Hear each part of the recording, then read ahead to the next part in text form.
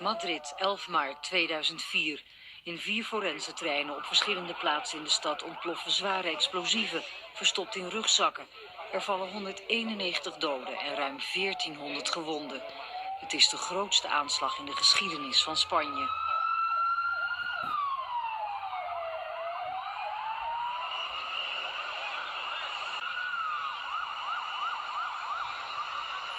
Había gente tirada por el suelo, un señor ahí tirado en la vía y mucha gente con la cara quemada y destrozada. Cuéntame, cadáveres por el suelo, todo desparramado, todo vagón, gente ardiendo y gritando.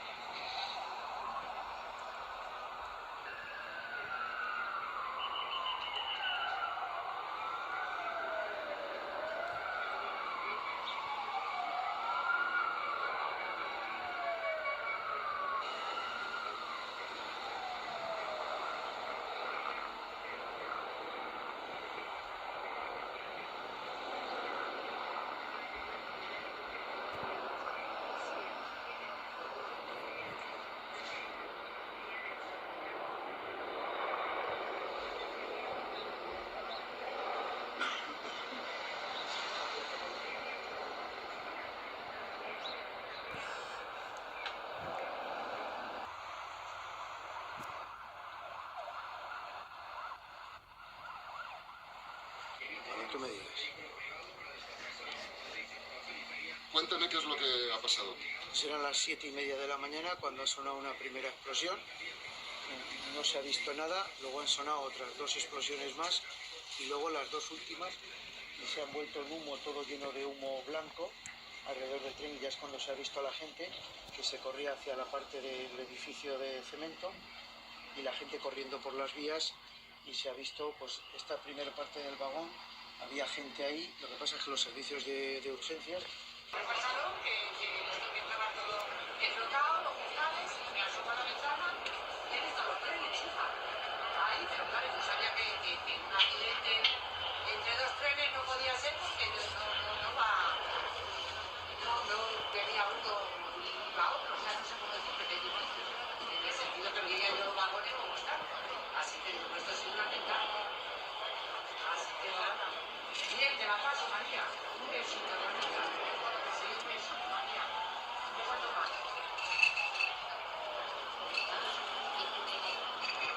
September 11th will always be a day of national tragedy for the United States. In Spain, today, March 11th, now has similar infamy.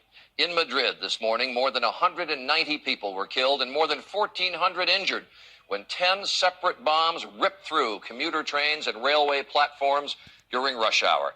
The scene was horrific. Bodies and body parts everywhere. The Spanish Prime Minister called it simply mass murder. Who was responsible? It could be Spanish terrorists. It could be Islamic terrorists. It could be both. We'll get to that in a moment. But first, the attack itself, and ABC's Charles Glass in Madrid. The blast that ripped through Madrid's early morning commuter train sent blood and metal flying. Ambulances rushed more than 1,000 wounded to city hospitals, and the government set up centers for people to identify the bodies of missing loved ones. This young woman says she was just behind one of the cars when it exploded. Everyone started running and they were covered in blood, she says. It was horrendous. And this man saw bodies scattered everywhere. He says some were burning and screaming. Dazed survivors wandered along the tracks, and police rushed to a scene of horror with trains torn to pieces and parts of human bodies in crushed train cars. The timing, when most people were on their way into work, appeared designed to cause the maximum number of civilian casualties. All the explosives went off in backpacks on the same commuter line into Madrid. 7:30 this morning, the first 3 explosions erupt inside a crowded train pulling into the central Atocha station. 7:44, 4 more bombs tear through the next train before it reaches the same station. 5 minutes later, another commuter train explodes at a suburban stop 9 miles down the line. And 7:54, at a station 6 miles from the Atocha station, the last 2 bombs explode on a double-decker commuter train. An hour later, police find 2 more bombs that did not go off and detonate them.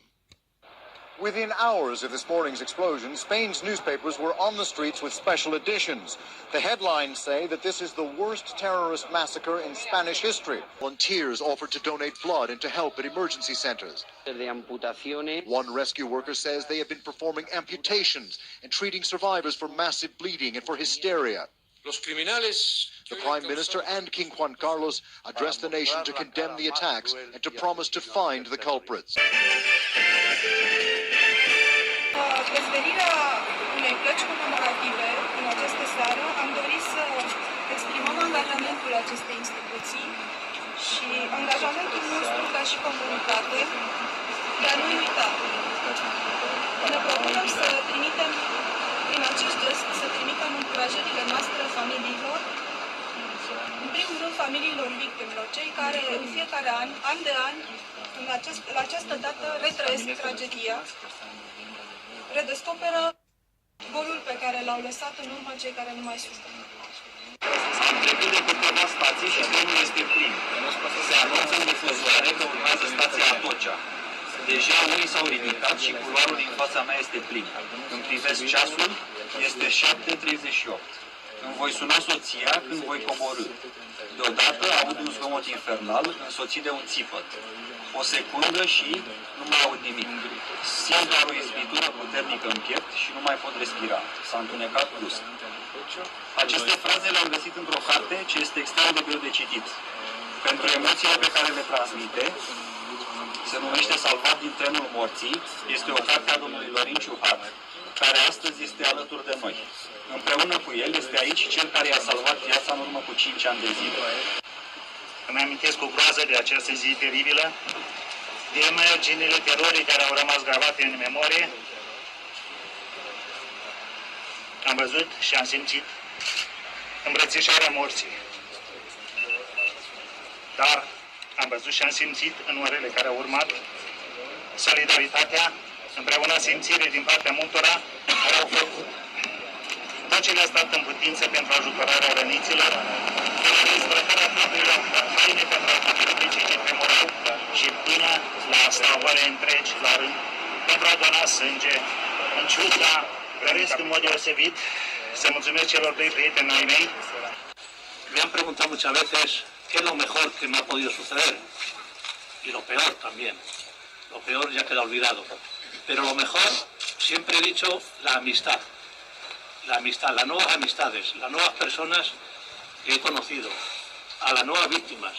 Y desde luego, ni que decir tiene que Lorin ya no es uno más, sino es para mí mi hermano, porque en el hospital me demostró muchas cosas y a lo largo de estos 5 años me lo ha demostrado. Au fost foarte multe situații, foarte multe cazuri dificile, cazuri individuale cu tragedii familiare, tragedii omenești, pe care fiecare le-a trăit și cu bucuriile lor de a-și reveni în viață. Toate astea însă la noi s-a adunat, pentru că fiecare venea să-și plângă necazurile, să solicite ajutor la ambasadă.